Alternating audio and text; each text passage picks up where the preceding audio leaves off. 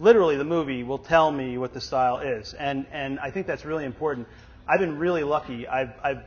Sometimes people get like pigeonholed. They go, you cut a horror film, it does well, and they're like, well, he's the horror film editor now, or he's the action editor, or he's the doing the comedies or whatever.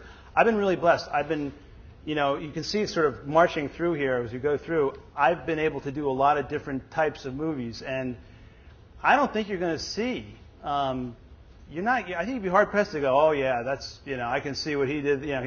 He's doing that thing that he did in the other thing. I try. There may be somewhere buried in it, but I don't really. I'd like to think that the movie will tell me what it's supposed to do, and I do it.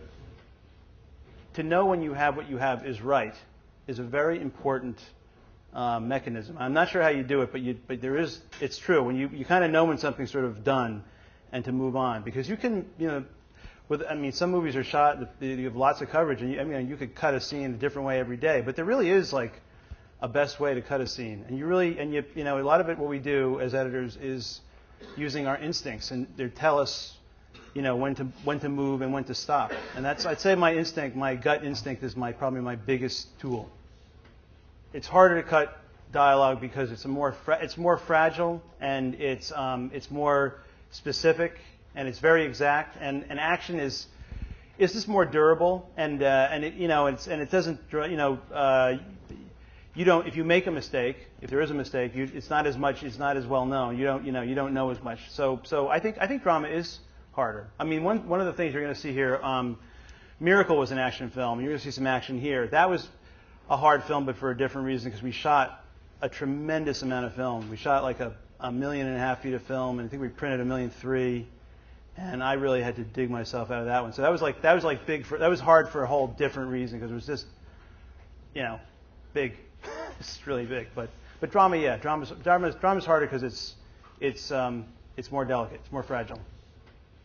You cut each scene, you really work it, and now that's like a little component. You basically keep doing that, and as you're going through, you're joining those. Now you have 2 or 3 scenes together. You're joining those, and you're looking. So you're building all your components really well. You're mining each component. So when you stand back, and then you start with a microscope, and you keep standing back, and you get more, you get wider and wider, and finally you're seeing the whole thing.